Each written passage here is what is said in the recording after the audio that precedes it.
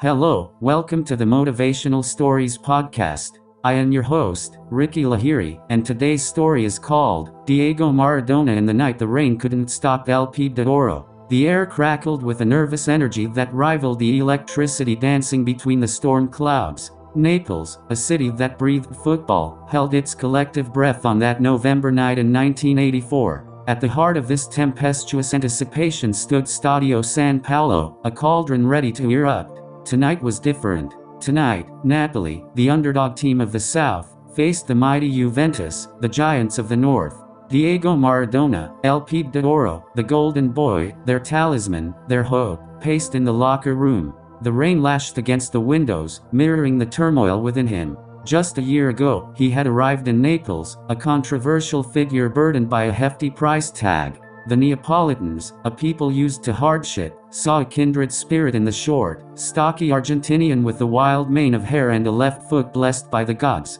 Maradona, however, hadn't lived up to the hype yet. Injuries and inconsistency had left the fans restless. Yet, there was a spark, an undeniable magic that flickered in his game. Tonight, he knew, was the night to ignite it.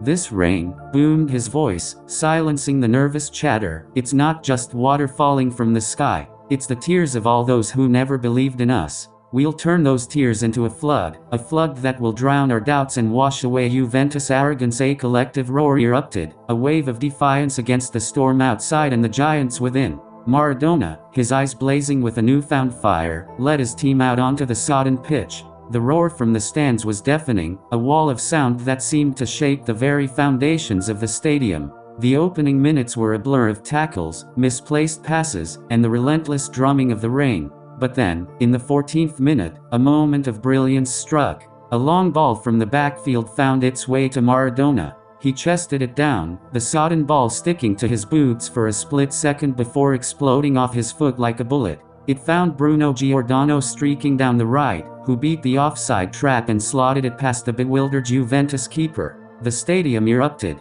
A wave of blue and white surged forward, engulfing the players in a joyous embrace. Maradona, the architect of the goal, basked in the adulation. But he knew the job wasn't done. Juventus, stung by the early concession, roared back. Platini, their star midfielder, weaved his magic, his passes carving through the Napoli defense. But for every attack, there was a defiant block, a last-ditch tackle, fueled by the unyielding spirit of the Neapolitans. The rain continued to pour, turning the pitch into a mud bath. The beautiful game became a war of attrition, a test of wills. As the half-time whistle blew, the score remained 1-0. In the dripping locker room, the tension was thick. "We're one half away from history," Maradona said, his voice hoarse but resolute.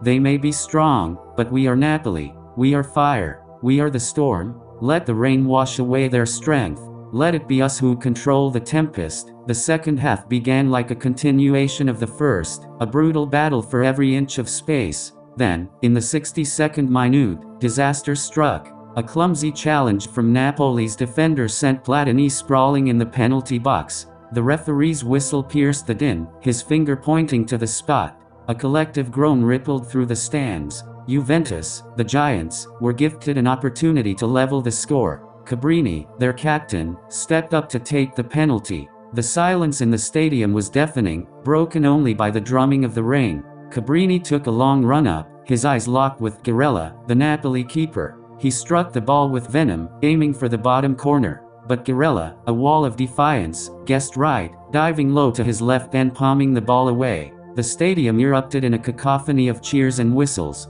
The momentum shifted. Napoli, buoyed by the save, started playing with renewed vigor. Maradona, a whirlwind of energy, danced past defenders, his every touch electrifying the crowd. Then, in the 78th minute, the moment everyone had been waiting for arrived. A loose ball found its way to Maradona near the midfield line. He controlled it with a deft touch, looked up, saw the space opening ahead, and unleashed the torrent of pace. He weaved past bewildered defenders, leaving them in his wake like fallen dominoes. The rain turned his jersey into a clinging second skin, but he seemed impervious to it, driven by an unseen force. Reaching the edge of the penalty area, two defenders converged on him. He feinted one way, sending the first sprawling, then cut inside, leaving the second flat-footed. With the Juventus goalkeeper bearing down on him, Maradona unleashed the left-footed curler. The ball swerved away from the keeper's outstretched hand, finding the top corner of the net with a thunderous crack.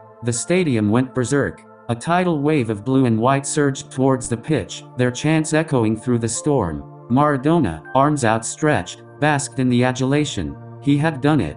He had silenced the doubters, turned the tide, and written his name in Napoli folklore. The remaining minutes were a blur. Juventus, demoralized, threw men forward in a desperate attempt to salvage the match, but the Napoli defense held firm. The final whistle blew, and the stadium erupted once more. Napoli had done the unthinkable. They had defeated the mighty Juventus, not just with skill, but with heart, resilience, and the magic of Diego Maradona. As the celebrations raged on, Maradona, his jersey ripped and mud-caked, stood at the center of the pitch, gazing towards the stands. The rain had stopped, and a sliver of moon peeked through the clouds, casting an ethereal glow on the scene. He raised his arms in triumph, a defiant silhouette against the night sky. In that moment, he wasn't just a footballer, he was a symbol of hope for a city yearning for success, a testament to the power of belief and the indomitable human spirit.